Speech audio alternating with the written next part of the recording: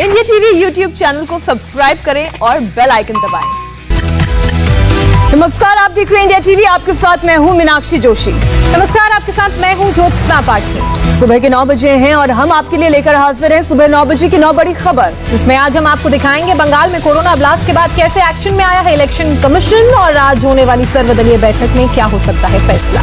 साथ ही आज रात से दिल्ली में शुरू हो जाएगा 55 घंटे का कोरोना कर्फ्यू। आपको बताएंगे इस कोरोना कर्फ्यू के दौरान किन किन चीजों पर रहेगी पाबंदी और किन्हें कर्फ्यू से मिलेगी छूट।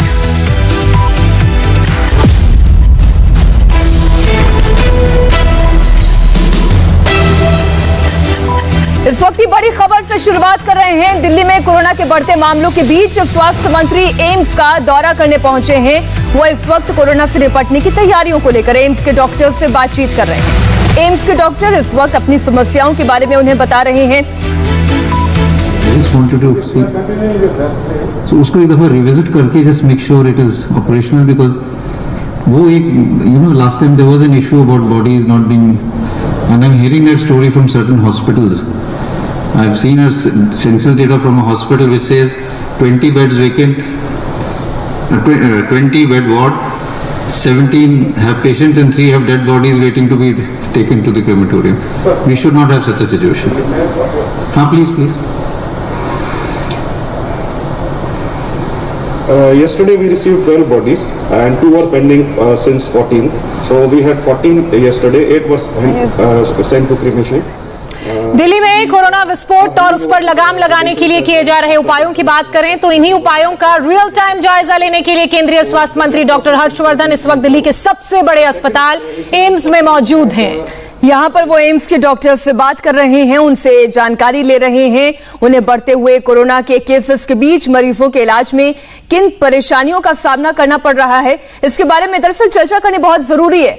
डॉक्टर्स ने बताया कि अभी के हालात में उन्हें सबसे ज्यादा मैन पावर की दिक्कत है। ज्यादा से ज्यादा संख्या में रेजिडेंट डॉक्टर्स को ड्यूटी पर लगाना होगा।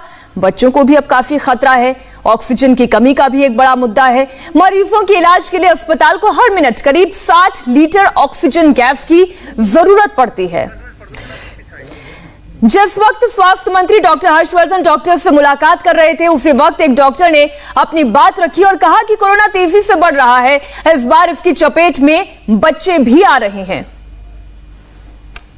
आज 12 दिन हो गए सर, तो मेरे को पता है इसी तरह से सारी जगह ये चीज हो रही होगी और सर ये सर्ज जो है ये और आएगी और मैं चिंतित हूं। अब बच्चे इसमें ज्यादा इन्वॉल्व हैं सर। पहले वो बेचारे घर पे रहते थे लॉकडाउन के उसमें, अब वो बाहर निकलने लगे हैं और बच्चे जो हैं जब भी बीमार होते हैं वो ग्रैंड पेरेंट्स के ऊपर क्लेम करते हैं और वो इन्फेक्शन फिर उनके पास जाता है और बड़ा एटिपिकल मैनिफेस्टेशन है। It is not only they will present like adult patient, they are altogether different and that is also happening. तो डॉक्टर हर्षवर्धन इस वक्त दिल्ली के सबसे बड़े अस्पताल एम्स में मौजूद हैं। वहां के डॉक्टरों से परेशानियों के बारे में जान रहे हैं। मेरी सहयोगी गौनिका इस वक्त हमारे साथ वहीं से जुड़ चुकी हैं। गौनिका, क्या वो परेशानियां हैं जिसके बारे में एम्स के डॉक्टर ने स्वास्थ्य मंत्री को बताया और स्वास्थ्य मंत्री का आगे का कार्यक्रम क्या है, कहां जाएंगे वो आगे? देखिए, स्वास्थ्य मंत्री की तरफ से आज सुबह ही ट्वीट करके बताया गया कि दिल्ली में जिस तरीके के कोरोना केसेस बढ़ रहे हैं, ऐसे वो तमाम दिल्ली में जो भी हॉस्पिटल्स हैं वहां पर विजिट करेंगे और शुरुआत आज उन्होंने यहाँ पर एम्स की ट्रॉमा सेंटर से की है और ट्रॉमा सेंटर में वो तमाम डॉक्टर से एक ऑडिटोरियम में बातचीत कर रहे हैं। उनके साथ एम्स के डायरेक्टर डॉक्टर रणदीप गुलेरिया भी है और वहां पर तमाम डॉक्टर से ये समस्याएं जानी जा रही है कि आखिर कोरोना के मरीजों का इलाज करते हुए उन्हें क्या समस्याएं आ रही है, क्या क्या ऐसी दिक्कतें हैं जिनका निवारण स्वास्थ्य मंत्रालय की तरफ से या एम्स की तरफ से किया जा सकता है। और ये तमाम समस्याएं डॉक्टर्स एक एक करके बता रहे हैं और आप तस्वीर वहां पर भी देख रहे हैं कि किस तरीके से सोशल डिस्टेंसिंग गौनिका, एक समस्या जो कल सामने आई थी जिसका जिक्र दिल्ली के मुख्यमंत्री ने भी किया था कि अब हमें ज्यादा से ज्यादा ऑक्सीजन बेड वाले ऑक्सीजन सिलेंडर्स वाले बेड की जरूरत है। आई एम श्योर कि आज इस पर भी चर्चा जरूर होगी। शुक्रिया पूरी जानकारी के लिए गौनिका आपका। राजधानी दिल्ली के हालात खराब हैं। बंगाल में भी कोरोना सिर उठाने लगा है और आज इसी पर चुनाव आयोग की सर्वदलीय बैठक है। ये मीटिंग आज दोपहर 2 बजे कोलकाता में होगी और चुनाव आयोग राजनीतिक दलों की चुनावी रैलियों को लेकर कोई फरमान जारी कर सकता है। पश्चिम बंगाल में कोरोना केसेस तेजी से बढ़ रहे हैं। महज एक हफ्ते में तकरीबन 3 गुना केसेस बढ़ गए हैं। पिछले 24 घंटे में 6,769 नए केस रिपोर्ट हुए हैं और 22 लोगों की जान गई है। ऐसे हालात में चुनाव आयोग की मीटिंग को बहुत अहम माना जा रहा है। पश्चिम बंगाल में नेताओं के चुनावी प्रचार में उमड़ती भीड़ और कोरोना विस्फोट ने चुनाव आयोग को मजबूर कर दिया है। रोजाना हजारों की संख्या में कोरोना संक्रमण और उससे हो रही मौत के बाद पश्चिम बंगाल में हो रही चुनावी रैलियों पर सवाल उठने लगे। सवाल जब तीखे हुए तो पहले हाईकोर्ट ने संज्ञान लिया और अब जब कलकत्ता हाईकोर्ट ने रैलियों में टूट रहे कोरोना प्रोटोकॉल पर फटकार लगाई तो चुनाव आयोग की नींद खुली। बंगाल में कोरोना के बढ़ते केस के बीच चुनाव आयोग ने आज सर्वदलीय बैठक बुलाई है। बैठक के बाद चुनाव प्रचार को लेकर कुछ दिशा निर्देश जारी हो सकते हैं। टीएमसी मांग कर रही है कि बाकी 4 चरण के चुनाव एक ही चरण में कराए जाएं। लेफ्ट ने भी कह दिया कि अब उनके नेता बड़ी बड़ी रैलियां नहीं करेंगे, डोर टू डोर कैंपेन करेंगे। लोग सवाल कर रहे हैं कि आखिर कोरोना का पहला फेज देखने के बाद भी सरकारें क्यों नहीं जागी, क्यों नहीं चुनाव को देखते हुए कड़े गाइडलाइन बनाए गए। बंगाल में महज 9 दिनों के अंदर कोरोना के केस तकरीबन 3 गुना बढ़ गए हैं। 7 अप्रैल को 1515 मामले सामने आए थे। 10 अप्रैल को 2763 नए केस आए। 12 अप्रैल को 2550 नए केस। 14 अप्रैल को 5892 नए केस और 15 अप्रैल को 6769 नए मामले सामने आए। कोरोना से सावधानी बरती जाए तो जिंदगी भी रहेगी और नेता भी चुनाव सही सलामत रहकर लड़ सकेंगे। लेकिन पश्चिम बंगाल में हो रही धुआंधार रैलियों में नियमों की धज्जियां उड़ाई जा रही हैं। सब नियम भी तोड़ रहे हैं और एक दूसरे पर नियम तोड़ने का आरोप भी लगा रहे हैं। কি অবস্থা দেখুন, একটা কোভিডে 1 বছর আগে এত লোক মারা গেল, সারা দেশ জুড়ে একটা তাণ্ডব হলো। 1 বছর সময় পেয়েছে হাতে, নরেন্দ্র মোদী কিচ্ছু করলো না, নরেন্দ্র মোদীও করলো না। बंगाल में अमित शाह आज 3 रोड शो, 2 रैलियां करेंगे। जेपी नड्डा 1 रैली करेंगे, 2 मीटिंग और 2 रोड शो करेंगे। ममता बनर्जी भी आज 3 बड़ी रैलियां करेंगी। ममता बनर्जी के भतीजे अभिषेक बनर्जी 1 रैली और 1 रोड शो करेंगे। कोरोना से बिगड़े हालात के बीच एक बुरी खबर यह है कि बंगाल में चुनाव लड़ रहे कांग्रेस के एक उम्मीदवार की कोरोना से मौत हो गई। और कोलकाता से इस वक्त हमारे साथ संवाददाता मनीष भट्टाचार्य जुड़ गए हैं। एक तरफ जहां मनीष, चुनाव आयोग आज बंगाल में कोरोना के बढ़ते केसेस को देखते हुए चुनाव प्रचार पर लगाम लगाने के लिए मीटिंग कर रहा है, तो वहीं दूसरी तरफ तमाम दल, बड़े बड़े नेता आज बड़ी बड़ी रैलियां और रोड शो की तैयारी कर रहे हैं। देखिए, बिल्कुल इसी को लेकर ही आज एक मीटिंग होनी है, जिसमें ये पहले भी कहा गया है कि कोरोना को लेकर जो चुनावी रैलियों में जो तमाम नियमों की धज्जियां उड़ाई जा रही हैं, इस पर कलकत्ता हाईकोर्ट ने संज्ञान लिया था और बाकायदा जिला प्रशासन और चुनाव आयोग को एक लिखित में कहा है कि इस पूरे प्रोटोकॉल की पालना कराने के लिए आप एक कोई दिशा निर्देश निकालें। और इसी को लेकर आज सर्वदलीय बैठक है, जिसमें सभी दलों के एक एक प्रतिनिधि जाएंगे। पश्चिम बंगाल के एडीजी लॉ एंड ऑर्डर, पश्चिम बंगाल के मुख्य सचिव वहां पर मौजूद रहेंगे और उसके बाद वहां पर कोई दिशा निर्देश दिया जा सकता है। और इसको लेकर पहले ही जितने भी जिला प्रशासन, जिला मजिस्ट्रेट और साथ ही साथ वहां बिल्कुल अब ये समय आ गया मनीष की रैली और रोड शो की बजाय ये सारी चीजें वर्चुअली की जाए तो शायद लोगों के लिए बेहतर होगा। शुक्रिया पूरी जानकारी के लिए आपका। अब खबर महाराष्ट्र से है, जहां लॉकडाउन का दूसरा दिन है आज, लेकिन लापरवाही की तस्वीरें जो सामने आई हैं वो बेहद डराने वाली हैं। इसलिए राज्य में पिछले 24 घंटे में 61,000 से ज्यादा नए मामले सामने आए हैं और 350 लोगों ने अपनी जान गंवाई है। सड़कों पर मौजूद लोग ना मास्क लगा रहे हैं और ना ही सोशल डिस्टेंसिंग का पालन कर रहे हैं।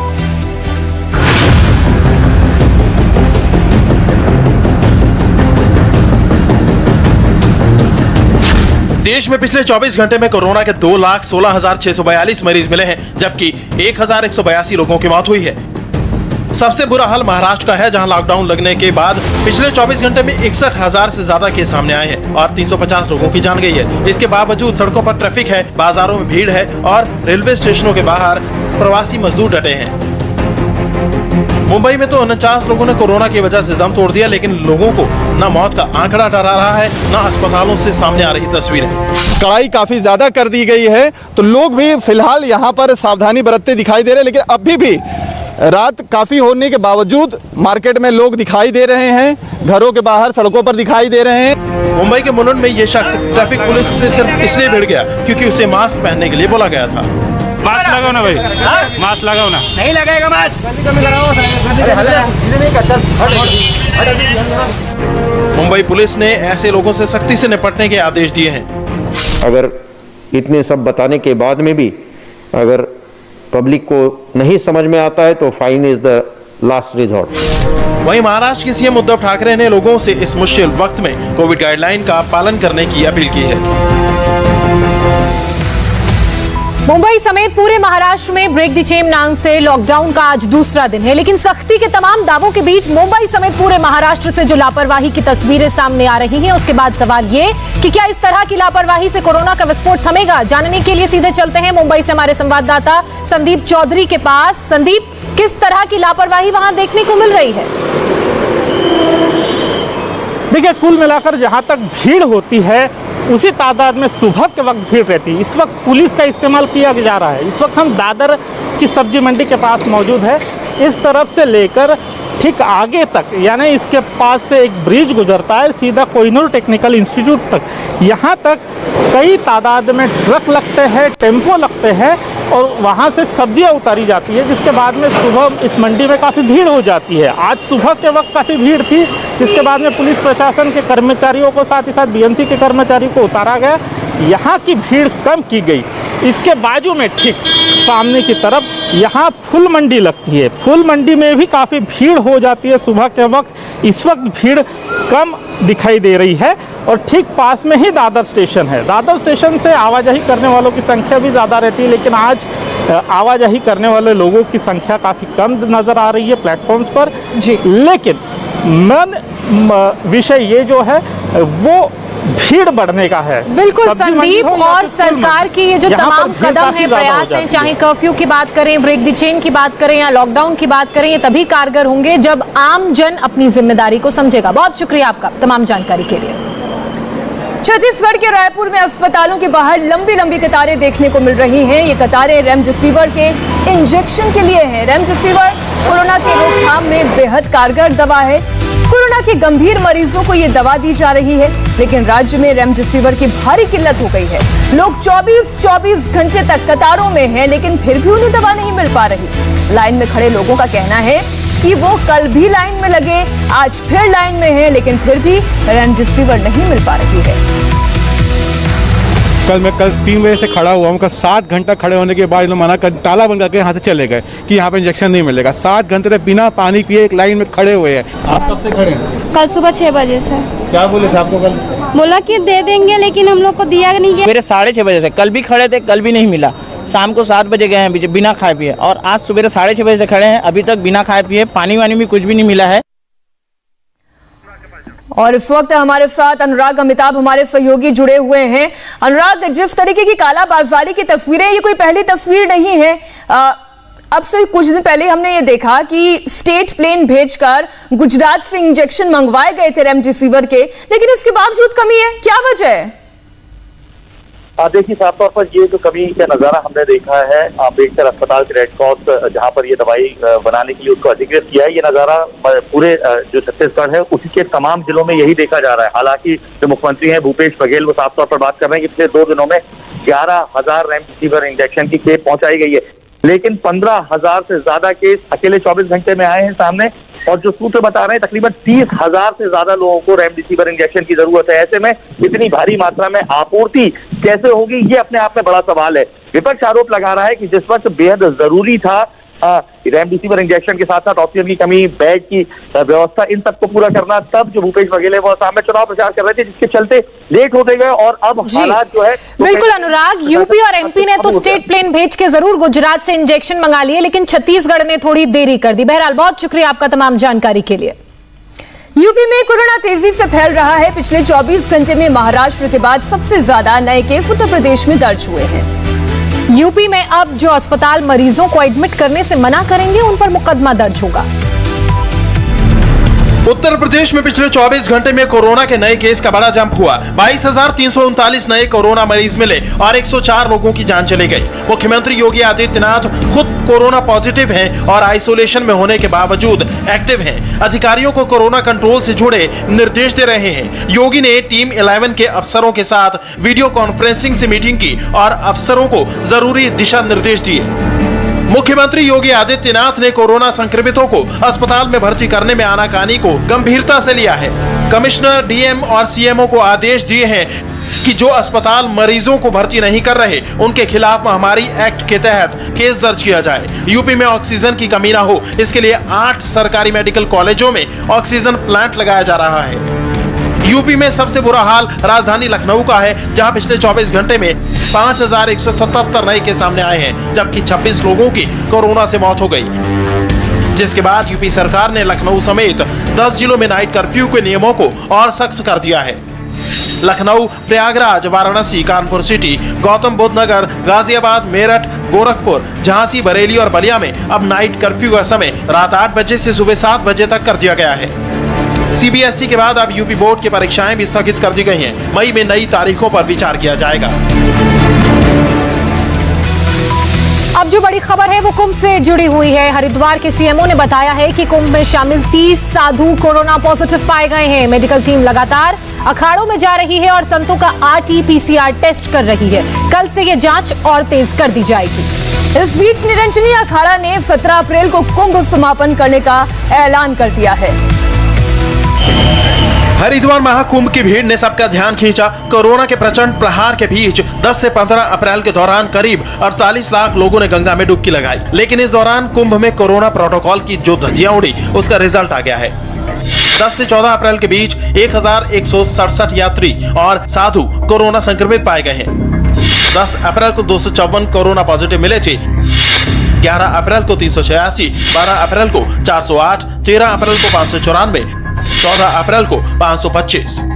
हालत यह है कि कुंभ में आए निर्माणी अखाड़ा के महामंडलेश्वर कपिल देव की कोरोना से मौत हो गई। कोरोना की भयावह स्थिति को देखते हुए निरंजनी अखाड़ा ने 17 अप्रैल को समय से पहले कुंभ के समापन की घोषणा कर दी है। अखाड़ा ने कहा कि शाही स्नान के बाद कई साधु संत कोरोना पॉजिटिव हो गए हैं। हरिद्वार की स्थिति है अच्छी नहीं है। मैं समझता हूँ हमारे अखाड़े में जितने भी अखाड़े, जितने संत महात्मा जहाँ जहाँ कैंप लगे हैं, जितने महात्मा देखे गए, भगत देखे गए, सभी जो है कोरोना के पेशेंट है। इसलिए हमने एक निर्णय लिया कि हम जो है 17 अप्रैल को ये जो मेले का समापन हम कर दें।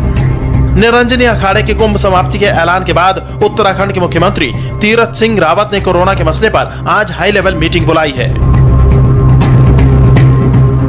और मुंबई से हैरान करने वाली तस्वीरें भी हम आपको दिखाएंगे एक छोटे से ब्रेक के बाद। लेकिन आगे बढ़ने से पहले आपको बता दें, आज सुबह इंडिया टीवी पर आपके लिए आगे क्या है।